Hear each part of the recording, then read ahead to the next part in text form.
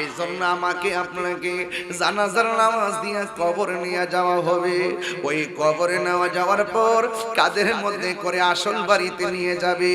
ও বন্ধুরে, বন্ধুরে, ও বাবা, কবরের মধ্যে নামানোর সময় দুই তিনজন কবরে নাইবা লাশ কারে মায়া কইরা নামাইব। মায়া কইরা নামাইয়া এবার যখন তোমার মাথার উপরে বডির উপরে সুন্দর করে বাঁশগুলা বিছাইয়া দিব, আর যখন চাটাই গোলা বিছাইয়া দিয়া একটা দোয়া কইরা হুজুর দোয়া পয়রা মাটি দেয়, মিনহা খলাকনাকুম ওয়া ফিহা নুঈদুকুম ওয়া মিনহা।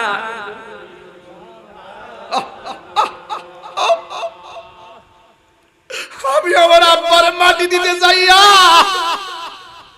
যখন আমি মাটিগুলা দিতেছি আর মনে মনে ভাবতেছি আমার আব্বার তো আমি আর জিন্দেগিতে দেখতে পারবো।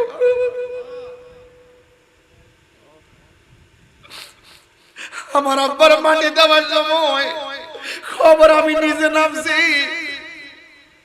চেহারাটার মধ্যে দাড়ি মুর বদ্ধ যখন হাতটা ঝুলাইছি, আব্বা গো আর বুঝি তোমার দেখতাম না।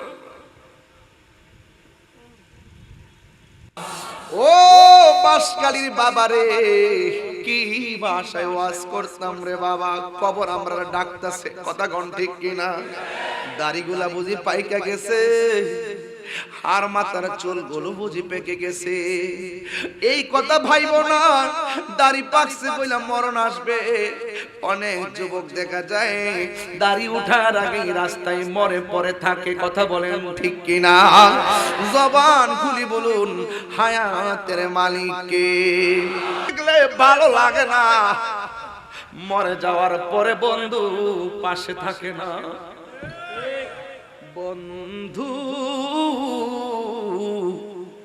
ভুলে যেও না কখনো, যেখানেই থাকো যেভাবেই থাকো, যেখানেই যেভাবেই থাকো, মনে রেখো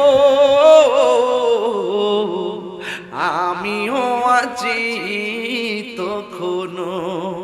একই সাথে চলেছি, একই পথে চলেছি, একই সুরে গেয়েছি গান, মিলে মিশে থেকেছি এমনই যেন এক দেহ এক প্রাণ।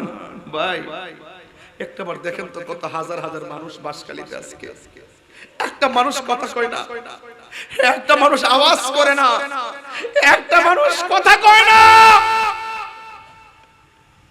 মরে যাওয়ার পরে আমার বাড়িতে কেউ যাবে না, এটাই রিয়েলিটি, এটাই বাস্তব। একই সাথে চলেছি, ভুলে যাই না ভাই, অন্তত বাড়িতে না যান, দোয়া দিলে কইরেন, দরকার দোয়াও কইরেন। আর আমি কইয়া দিয়েছি আল্লাহ, জীবনে অনেক মাহফিল করেছি, কত মানুষ আমার মাহফিলে এসেছে, আল্লাহ কে কখন মারা যাব আমি জানি না, তবে হাসরের ময়দানে আরশে আযমের নিচে যেন আমরা সব সুন্নি জনতা একসাথে থাকতে পারি।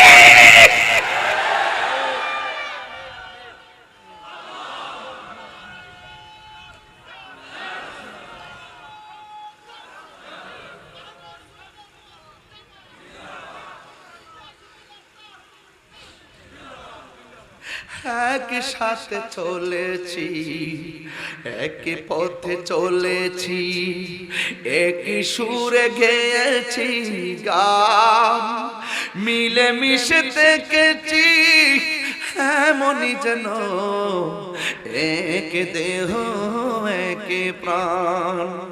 আজ কত দূরে কেবা কোন শহরে, এই দোস্ত, এই দোস্ত, এই যুবক, একসঙ্গে পড়ছো না? আমার ক্লাসমেট ছিল না?